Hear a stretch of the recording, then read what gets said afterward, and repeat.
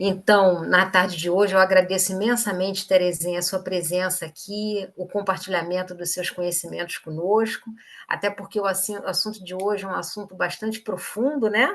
Grande, então, qualquer conhecimento que possa nos ajudar a ter uma melhor ideia do que é o perispírito, né?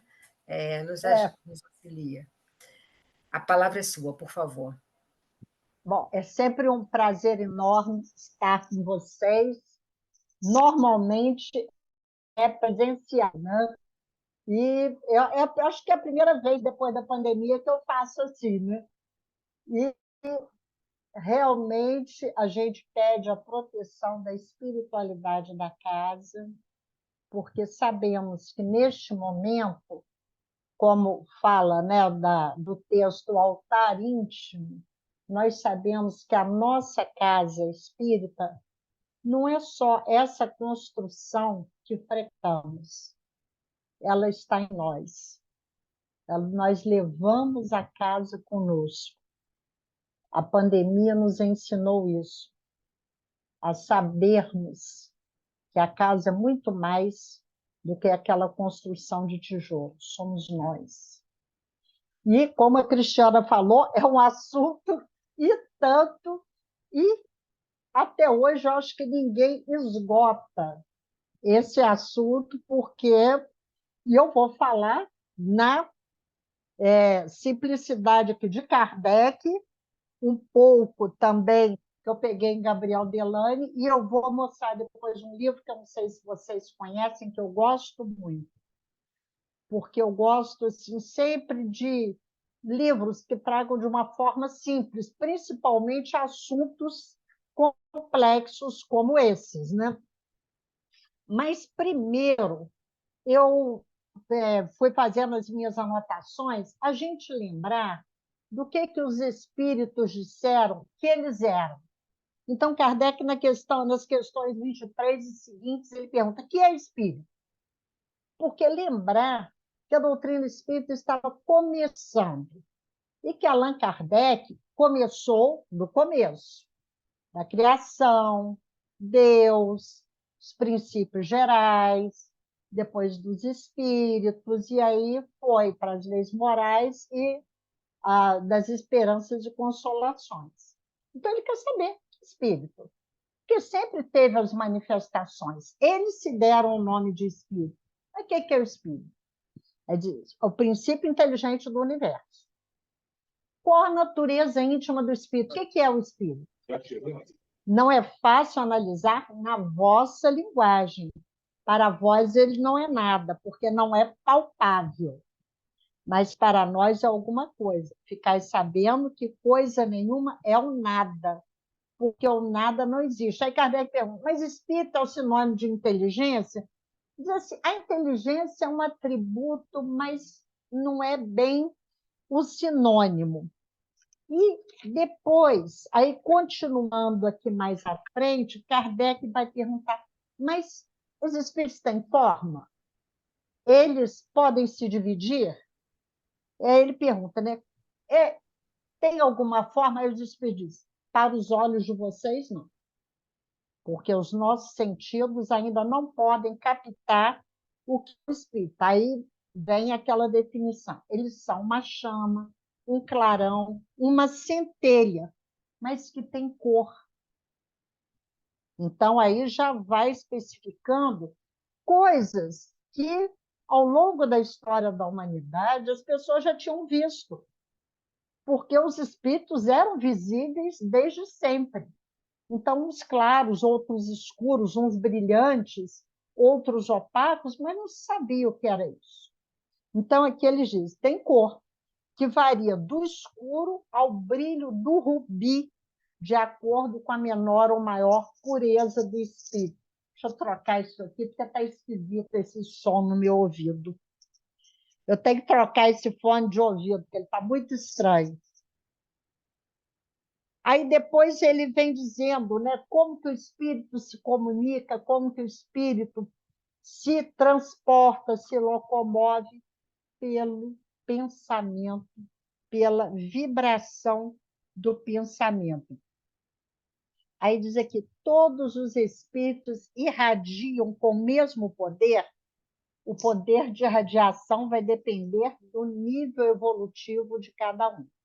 Aí nós entramos nas questões que Allan Kardec trata especificamente do perispírito. Nós vemos que no Livro dos Espíritos ele trouxe muito pouco. À medida que o estudo vai progredindo, ele vai fazendo referência em outras questões. Mas aqui ele fala ligeiramente. Então, Kardec pergunta: o espírito propriamente dito vive a descoberto ou, como pretendem alguns, envolvido por alguma substância? Então, Kardec quer entender como é que vive o espírito, como é que é a forma dele. O espírito é envolvido por uma substância que é vaporosa para ti, mas ainda bastante grosseira para nós. Suficientemente vaporosa, entretanto, para que ele possa elevar-se na atmosfera e transportar-se para onde quiser. Então, são informações simples, mas nós já vamos vendo que já tem um detalhamento, porque aqui já tem várias características do espírito. Olha, o espírito é envolvido por essa substância que para nós a gente não vê, a não ser quem tem evidência, ninguém vê. Mas para eles é grosseira, mas ela precisa de ter um certo grau de delicadeza para poder se locomover, se elevar e se transportar. E aí Kardec tem uma nota de Kardec. Como a semente de um fruto é envolvida pelo perisperma, o espírito propriamente dito é revestido de um envoltório que, por comparação, se pode chamar de perispírito. Então, o espírito é aquilo que nós vimos lá atrás: uma luz, uma chama, uma centelha. Então, ele não tem forma, ele não vai se apresentar. Ele precisa desse envoltório que é elástico, que pode ser moldado à vontade do espírito e que se transporta, se locomove e pode se fazer visível. De onde tira o espírito o seu envoltório semimaterial? Do fluido universal de cada globo. É por isso que ele não é o mesmo em todos os mundos. Passando de um mundo para outro, o espírito muda de roupa, muda de envoltório como mudar de roupa. O que acontece? O espírito está encarnado no mundo, atingiu ali o grau máximo da sua evolução. Tudo que ele conquistou está gravado no espírito. Mas o perispírito sempre acompanha o espírito na encarnação e na desencarnação. Ao mudar de mundo, a conquista está no espírito. É feito um novo perispírito para aquele corpo que está se formando. O corpo vai entrar em gestação, aquele corpo vai se formar com o perispírito, com os elementos materiais daquele mundo, do fluido cósmico universal daquele mundo. Mas o que ele conquistou em outras experiências está lá, está gravado no espírito. Aí o espírito transmite para o perispírito, que vai transmitir para o corpo. Aí tem uma subpergunta. Dessa maneira, quando os espíritos de mundos superiores vêm até nós, tomam um perispírito mais grosseiro, é necessário que eles se revistam da vossa matéria, como já dissemos. Aqui, quem já leu a obra de André Luiz vê muito isso. Porque como é que nós vemos, em vários livros tem, mas no livro Libertação, está aquela equipe que vai lá se apresentar ao sacerdote Gregório nas trevas, uma região tenebrosa, ele era o chefe do mal lá.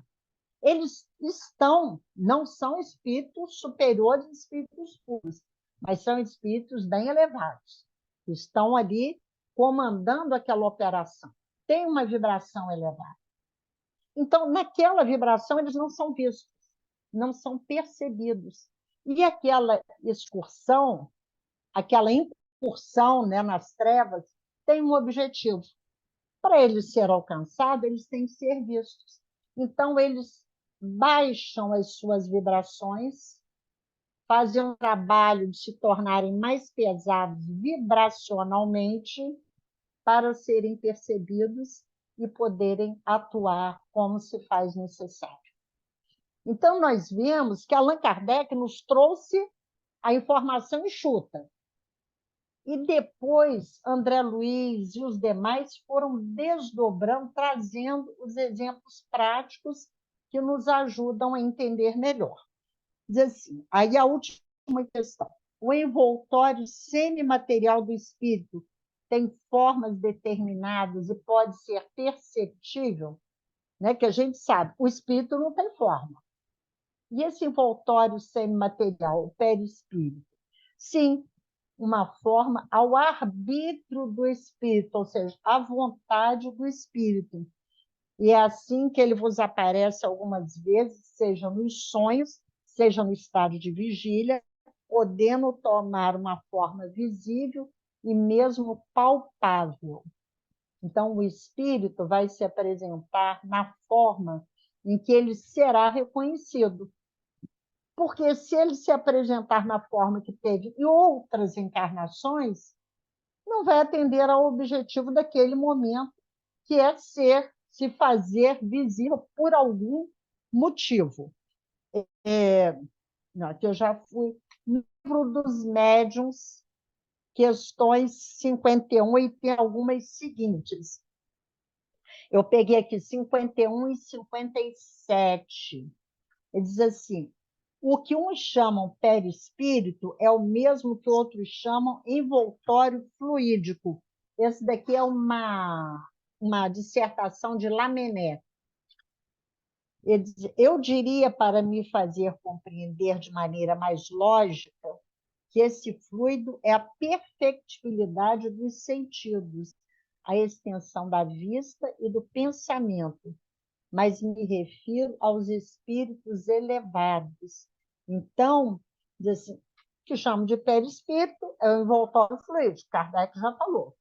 O espírito tem aquele envoltório para ele se apresentar, se fazer reconhecido. Mas os espíritos inferiores, quando ainda estão completamente impregnados de fluidos terrenos, portanto, são materiais, como podeis compreender, o seu perispírito vai ser bem grosseiro, bem bruto, por assim dizer. Aí, quando o espírito diz, sente fome, sente sede, está em farrapos, ele quer o seu dinheiro, é porque ele ainda está impregnado desses fluidos negativos.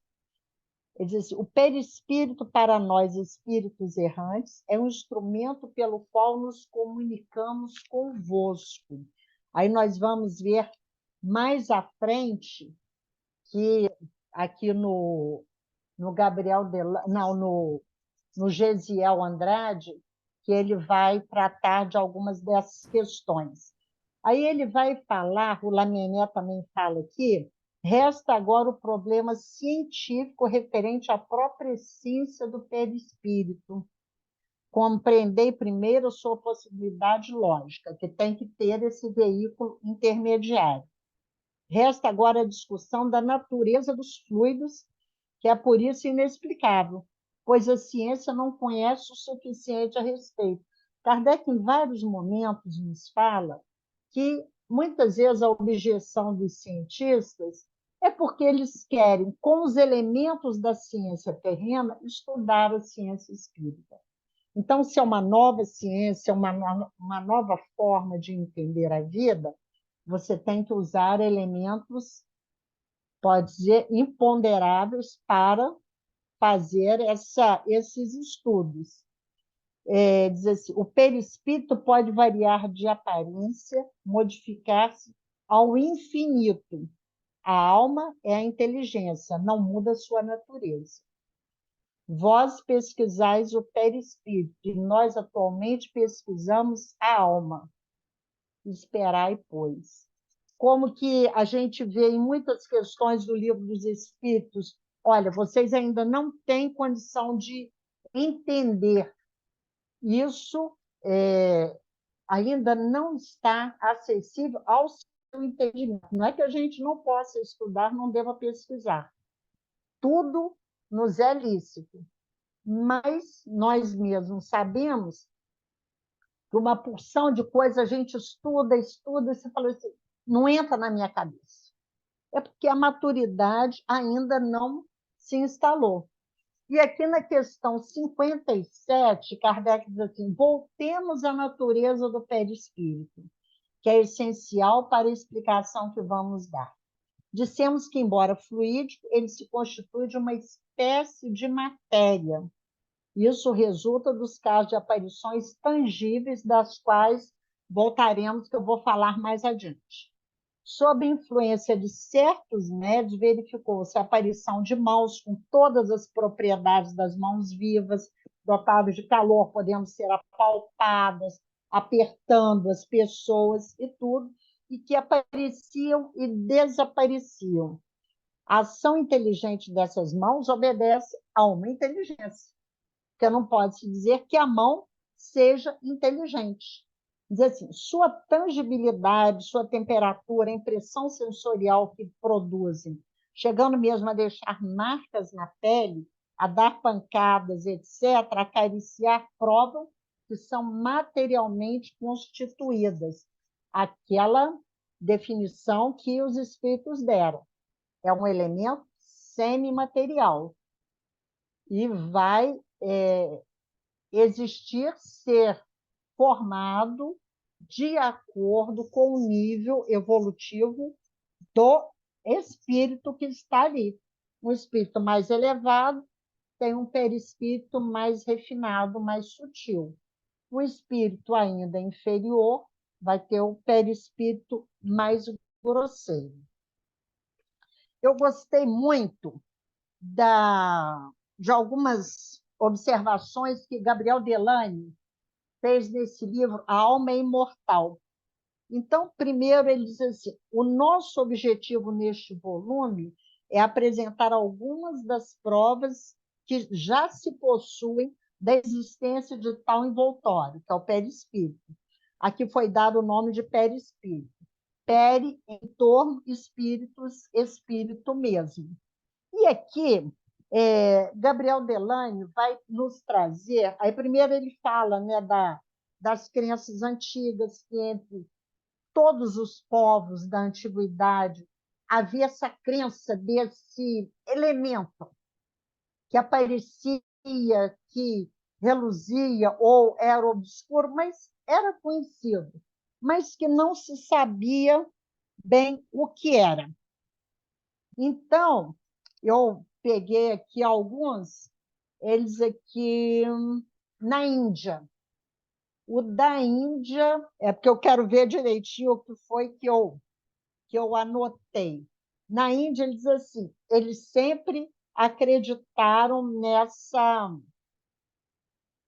na sobrevivência da alma e nesse elemento de ligação entre o espírito propriamente dito e o corpo.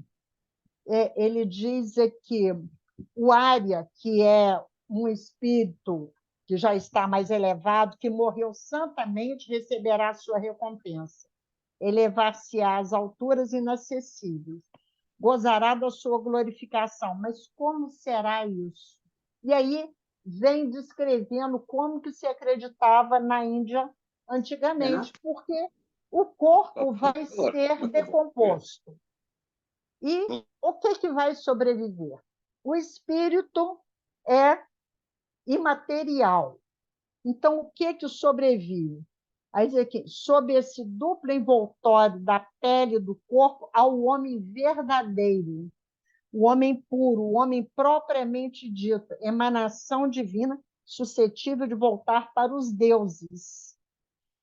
E ele, depois da morte, essa alma revestida de um novo corpo, luminosa névoa resplandecente de forma brilhante, cujo próprio brilho afurta a fraca visão dos vivos, é transportada à morada dos vivos, mostrando para nós, né, que não podemos encarar um espírito de tamanha luminosidade, ou espírito que é uma chama, uma centelha, mas sim o perispírito.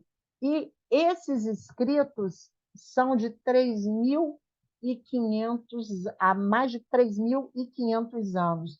No próprio Egito, que nós sabemos que os egípcios tinham essa crença na imortalidade da alma, diz assim: qual no homem a parte durável que resiste à morte, ou que, revivificada, continua outra existência. Essa crença é de 5.000 anos antes de Cristo. E aqui ele continua dizendo aqui, surgiu a ideia de que somente uma parte do homem ia viver uma segunda vida. Não era uma alma, era um corpo diferente do primeiro, porém proveniente deste, mais leve, menos material, quer dizer, intermediário entre o corpo físico e o espírito propriamente dito. E esse culto dos mortos, de 5.000 a 3.064 antes de Cristo. Na China também, é interessante que na China uma inscrição no templo, havia mais de 1.500 anos, sobre uma estátua de ouro no Templo da Luz, essa inscrição: falando ou agindo, não penses, embora te aches só, que não és visto nem ouvido. Os espíritos são testemunhos de tudo. Aí eu até escrevi aqui, Paulo de Tarso: estamos cercados por uma nuvem de testemunhas. Aí ele continua. A natureza da alma era bem conhecida dos chineses. Confúcio não concebia a existência de puros espíritos. Atribuía-lhes a um envoltório semimaterial, um corpo aeriforme, como prova essa citação do filósofo. Sendo real, verdadeira a essência deles, não pode deixar de manifestar-se sob uma forma qualquer. Tudo isso nós vamos vendo, aí fala dos persas também, e deixa eu até... não, na Judéia, os gregos. Os gregos, diz assim, o gênio dos gregos percebeu a necessidade de um intermediário entre a alma e o corpo, para explicar a união da alma imaterial com o corpo terrestre. Os filósofos da Hélade reconheceram a existência de uma substância mista, designada pelo nome de oquema, né? Não sei grego, não sei falar, que lhe servia de envoltório e que os oráculos denominavam o veículo leve, o corpo luminoso, o carro sutil. Falando daquilo que move a matéria, diz Hipócrates que o movimento é devido a uma força imortal, que dá o nome de ernomon, o corpo fluídico. E aí nós vamos para algumas considerações que eu considero assim, considerações que eu considero ótimo, mais práticas, que neste livro que eu gosto muito, Perispírito, o que os espíritos disseram a respeito de Gesiel Andrade. Então, o Gesiel, ele vem trazendo para nós aqui algumas definições e alguns esclarecimentos. Nesse livro, ele se utiliza de toda a codificação da Revista Espírita. Mais à frente, ele traz exemplos de André Luiz também. E é um livro pequeno, de fácil leitura, que a gente vai entendendo aos poucos. Então, ele fala que, quando ele fala das aparições, separado do corpo material, o perispírito é uma forma determinada e limitada, que assume a forma do corpo humano. Porque o espírito pode moldar o seu perispírito como quiser, porque o perispírito é plástico, ele é flexível, ele se expande e, de acordo com a vontade, como nós já dissemos, ele pode ser moldado. Assim, graças ao perispírito, o espírito é um ser real, com a forma e a aparência humana que tinha quando encarnado. Então, aqui, nós vamos, em primeiro lugar, aqui, o que ocorre ao perispírito durante o sono. Essa é uma questão que nós temos em vários relatos, no próprio André Luiz, que vários daqueles atendimentos que eles fazem é durante o sono do encarnado, que ele é levado para as regiões de tratamento e ali acontecem os esclarecimentos, os encontros. Diz assim, o que acontece? Enquanto o corpo repousa, a alma conta com as suas faculdades mais aguçadas, que o corpo está ali dormindo. E vamos nos desprender também de acordo com o nosso nível evolutivo, de acordo com a nossa espiritualização. Podemos dormir e o perispírito ficar ali junto ao corpo sem alçar voos. Podemos ir para regiões de desequilíbrio. E podemos também ir trabalhar, aprender. Existem muitas coisas que podemos fazer, mas o perispírito está ligado ao corpo. Esse desligamento só ocorre com a morte. Desprendida temporariamente dos grilhões que aprende ao corpo adormecido, a alma pode ainda receber conselhos e instruções dos bons espíritos. Assim surgem no estado de vigília as ideias, os pressentimentos ou mesmo as soluções para os problemas do cotidiano.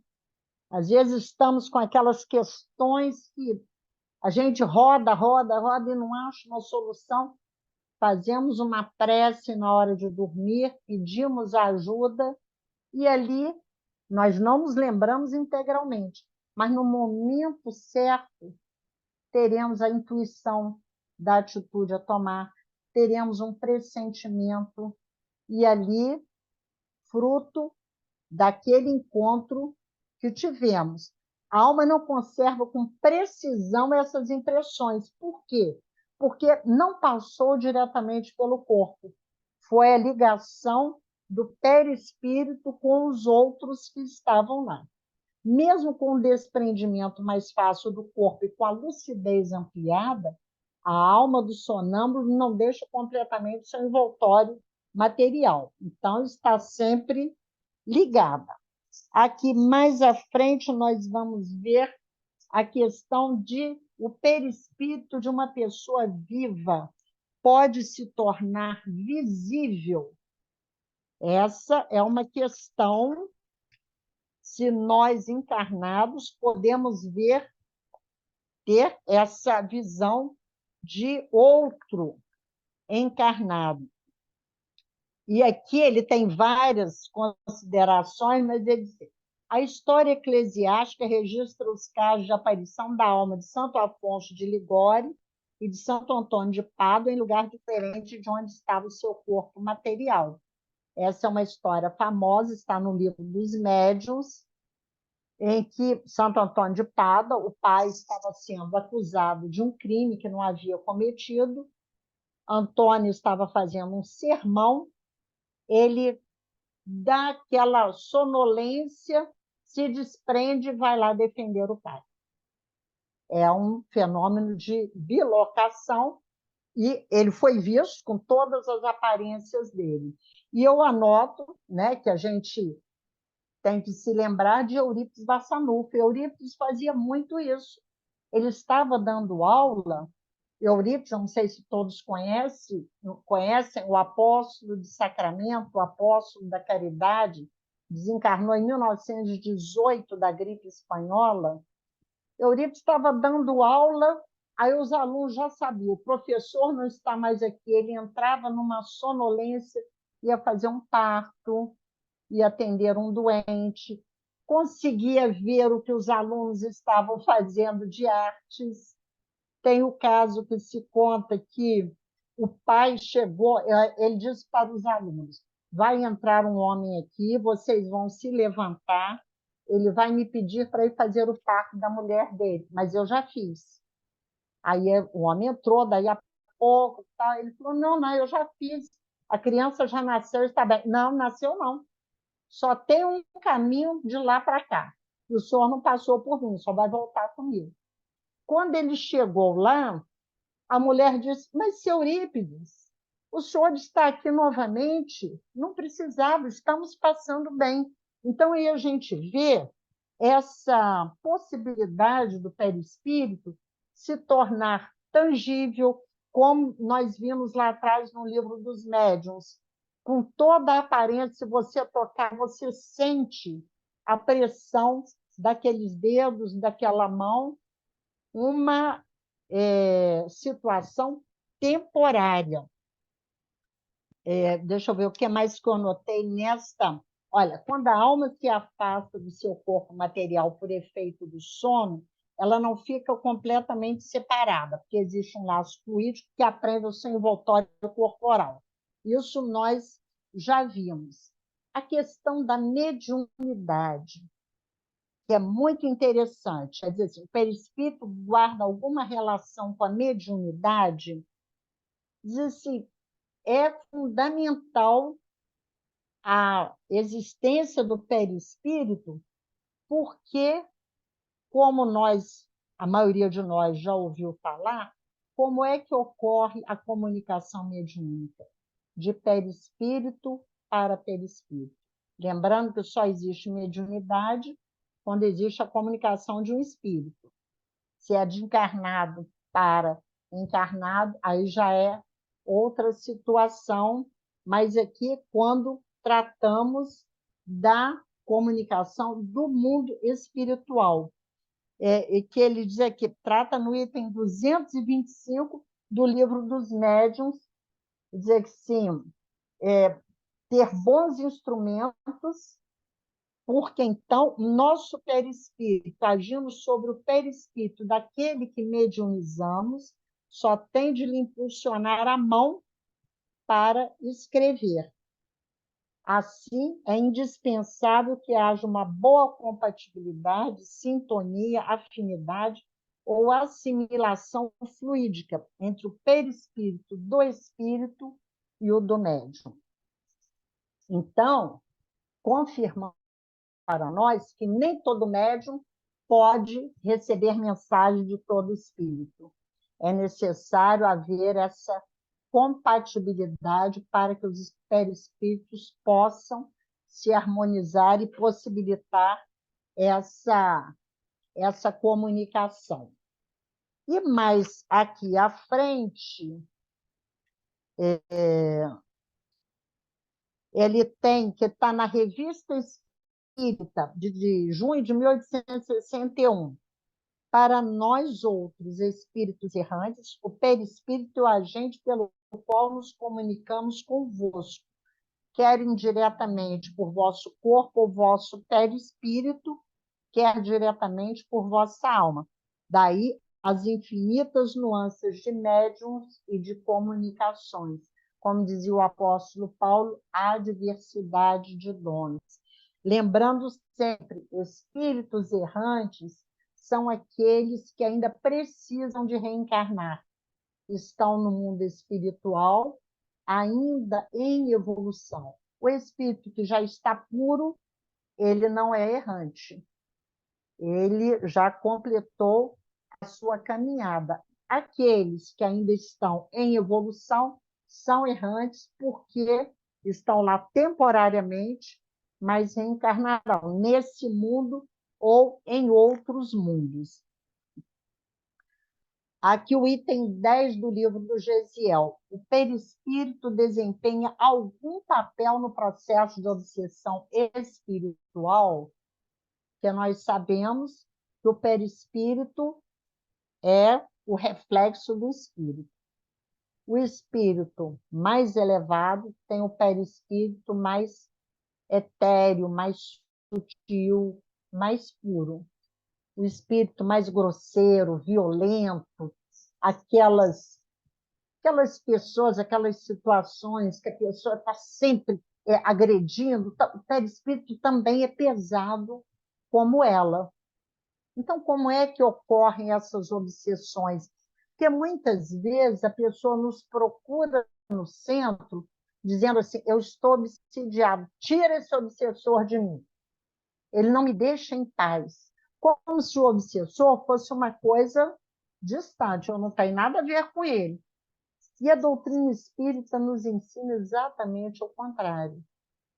Como nós já vimos aqui atrás, é preciso que haja sintonia, porque se não nos sintonizamos com mensagens negativas, com sugestões negativas, aquilo não nos toca.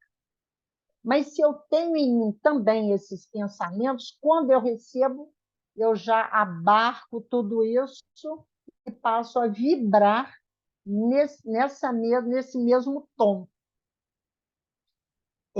Diz aqui, Kardec, na Revista Espírita de junho de 1864, o espírito que subjuga penetra o perispírito do ser sobre o qual quer agir. O perispírito do obsedado recebe como que um envoltório o corpo fluídico do espírito estranho, e por esse meio é atingido em todo o seu ser. O corpo material experimenta a pressão sobre ele exercida de maneira indireta. Então, é como na comunicação mediúnica, na mediunidade, aqui também é um processo mediúnico, que o espírito vem influenciando, ele vem como que vai se aproximando, os perispíritos vão fazendo essa comunicação.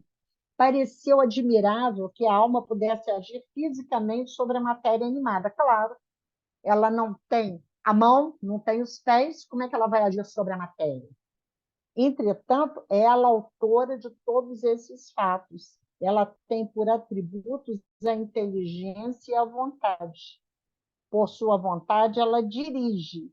E o perispírito, de uma natureza semimaterial, é um instrumento do qual ela se serve.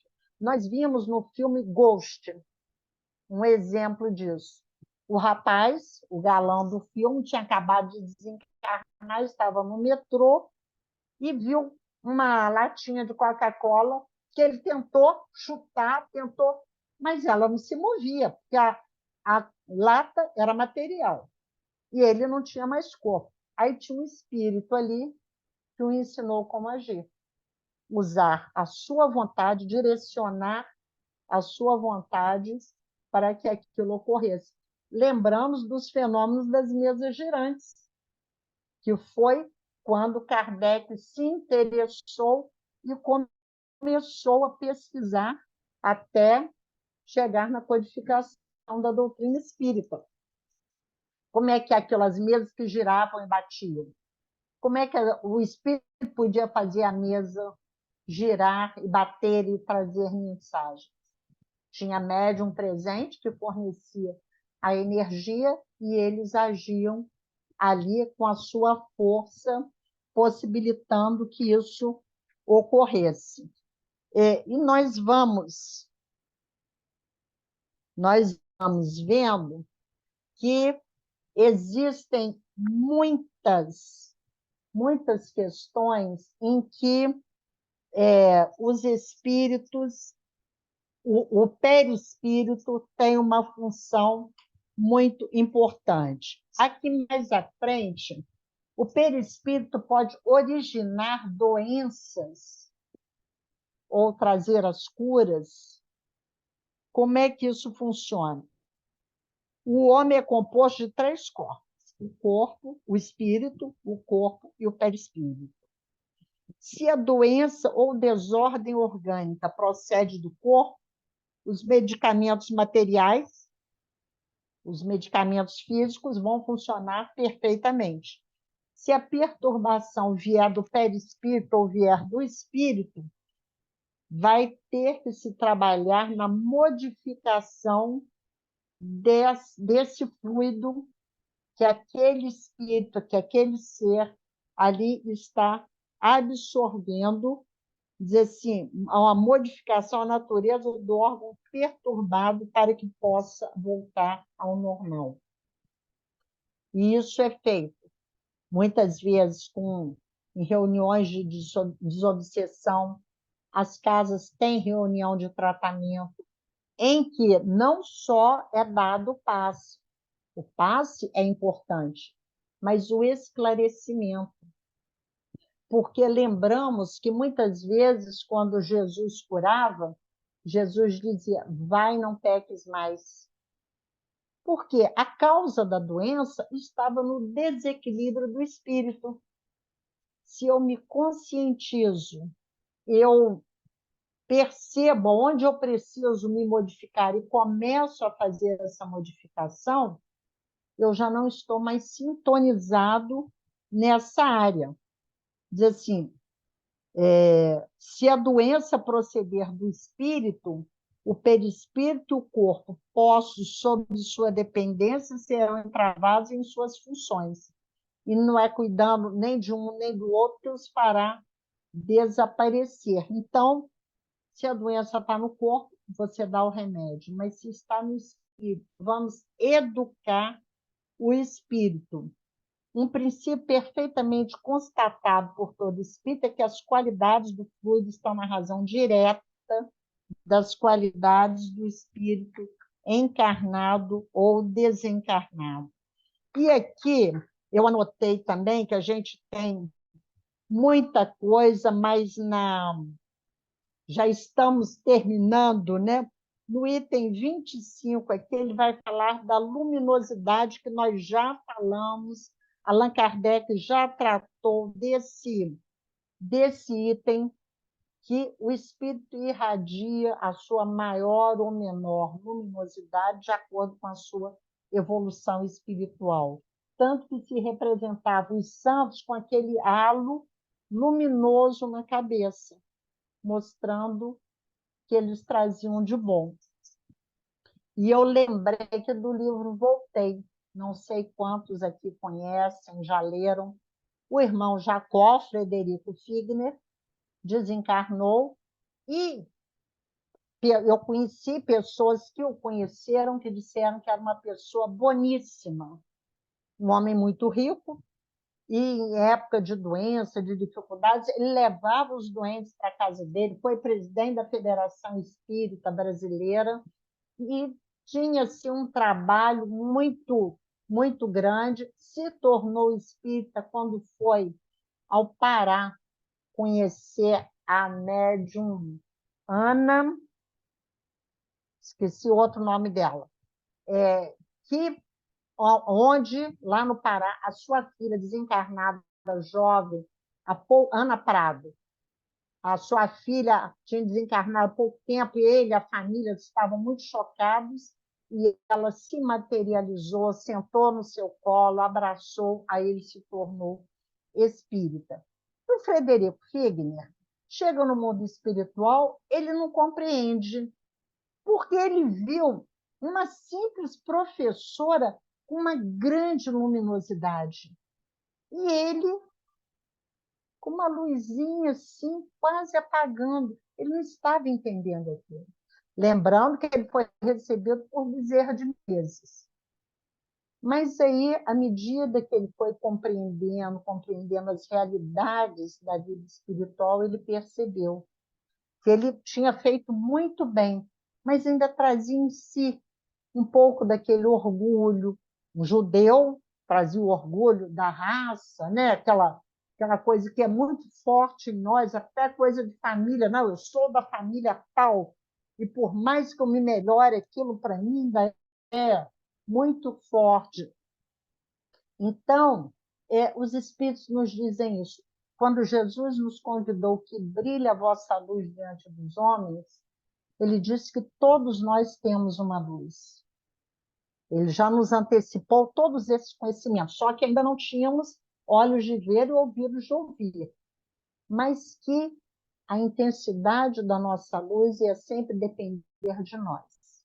Como a estamos trabalhando? Como estamos nos esforçando para que a nossa luz se faça maior, mais clara e mais útil ao mundo que estamos? Então, nós temos muito, muito estudo pela frente, é um estudo realmente muito apaixonante, e nesse mês de outubro não podemos deixar de agradecer a Allan Kardec, o nosso codificador, que com a sua dedicação, a sua capacidade, mas a sua seriedade e disciplina, nos legou essa doutrina de amor, de esclarecimento, como ele diz, a ciência do infinito, que temos que estudar por muito tempo ainda e, acima de tudo, aprendermos a nos amar e a nos respeitar. Que Jesus nos ilumine e continue conosco. Obrigada.